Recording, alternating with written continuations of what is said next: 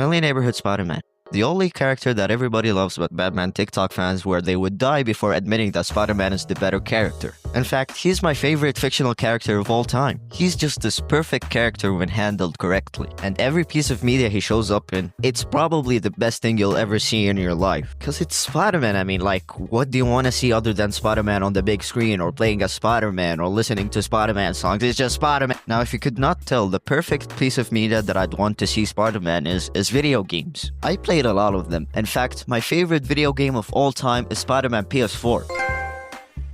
Hey, no, that's... Anyways, like I was saying, I just really love Spider-Man video games because it gives me the experience that I want, what it's like to be Spider-Man. And coming up with this video idea wasn't easy for me because I have to play trash under my goat's name. So I did some research about the worst rated Spider-Man game of all time and found out it was The Amazing Spider-Man 2. Shocker. Now, the Amazing Spider-Man film situation was really upsetting for me because I could understand if you'd hate The Amazing Spider-Man 2, but The Amazing Spider-Man 1 was a solid movie. I really liked it. In fact, The Amazing Spider-Man movie is my favorite Spider-Man movie of all time. Come on, why are you doing this again? So now I get to see the state of the game. Is it really that bad, or is it just like underappreciated because the film was bad? Okay, so I started this game with really low expectations because of the really bad reviews. Let me tell you, the game did not disappoint whatsoever. I mean, just look at this first cutscene. So the cutscene starts the same as the movie, we all know that. Then you get to control Peter a bit. They're making you walk really slow so you can see how immersive the world is. Like, hey, see, they talk like they're normal people. Hey, see, there are car crashes. This place is really immersive. Did you like that in our world? Did you see that feature? It's really nice, yeah? You're walking slow so you can see everything in this world. And I really don't give a shit. It's an open world. I don't understand why they need to show me the immersion and make me walk super slow. So after walking for what felt like 6 hours, you hear a gunshot, same as the movie. Peter gets startled and runs over there, and then he sees his uncle lying on the floor. And there you'll witness some of the worst voice acting I've ever heard in video games. The scene is just so funny, there's no depth at all like any other Spider-Man story, and there's barely any facial expressions. They just gave us the most generic death story ever and called it a day. Like, I get it, it's a summary, but still, it's Uncle Ben's death. It should have depth no matter what is it used for.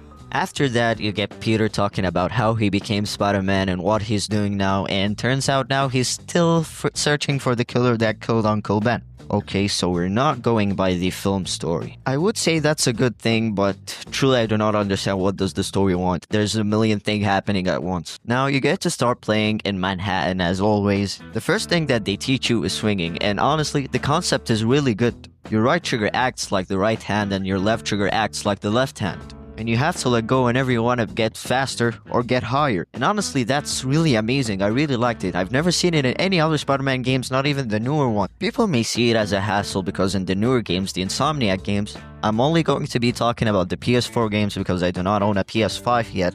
The swinging only takes one button and it's really nice. I'm not saying that the Amazing Spider-Man 2 swinging is better, just the mechanism is really nice. So the first mission is the combat tutorial, and the combat is pretty simple. It's just a filled version of the Batman Arkham game's combat. And now when you go to fight a bunch of enemies, the voice acting gets a bit better. I do not understand why, but in the cutscenes it sounds so bad, but when you play, Spider-Man saying his quips and stuff sounds so good. Like, I'm not sure why they talk like a bunch of robots in the cutscenes, but they talk normally in-game. It's just the first time I see something like that. Now, there are a lot of upgrades, but they really do not matter. The gameplay is so easy, you can take out everybody with just the base Spider-Man. Now, there's questioning in this game, and it's just as funny as every other cutscene. I'm not sure if this is a PS3 problem or not because I played on the PS3 version, but every time I choose a question to ask the enemy, Spider-Man just freezes for a second or two and then abruptly asks the question. It's really funny because the animations are already bad, and him freezing for 2 seconds makes it 10 times worse. And again, the voice acting does not show any emotion at all, cause you'd think you'd be scared if he was pinned by Spider-Man, but no, he's talking really calmly, as if he get interrogated by Spider-Man every day. After that, they force you to do some side missions, and if you did good, they would show a news screen praising you for doing good. The first time you see this, you say, oh, that's nice. But when you have to go through a loading cutscene and loading for the 20th time, you start to hate it. After that, you finally find Uncle Ben's killer. And the way they handled him was the worst thing ever. They just deleted the word logic when they were developing his segment. You spot him and try to stop him, but he runs away. And he finds a car and he starts stealing it. And Spider-Man does nothing. He just stares at him like that until he steals it with a hostage inside. when he could have just yanked the shit out of both of them and pinned them to the ground. But no, they had to make that so we can go and save the hostage, and then Carradine goes away and we find him after in a car crash dead.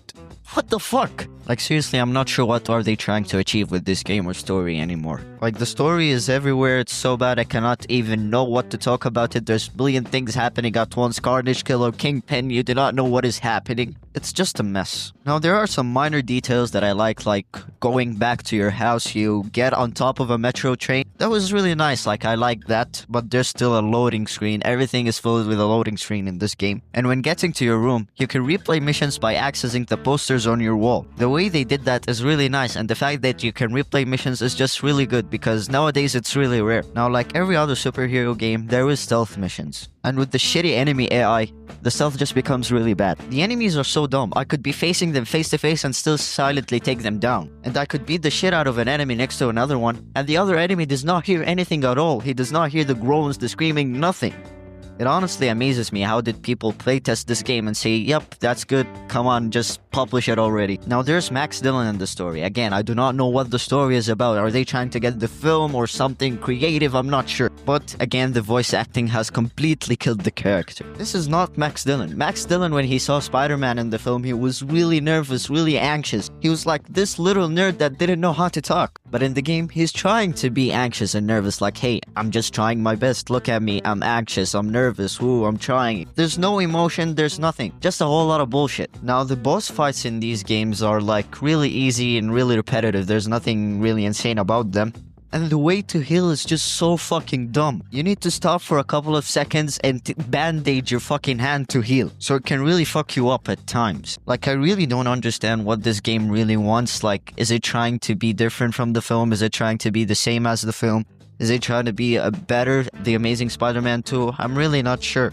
In my opinion, there are like some minor good things, but the rest are just problems over problems over problems. So overall, my thoughts are the cutscenes were really ass, the voice acting was a roller coaster, and the combat was really average. The side missions were repetitive as fuck, and the game story don't make sense, and the game just has a lot of problems.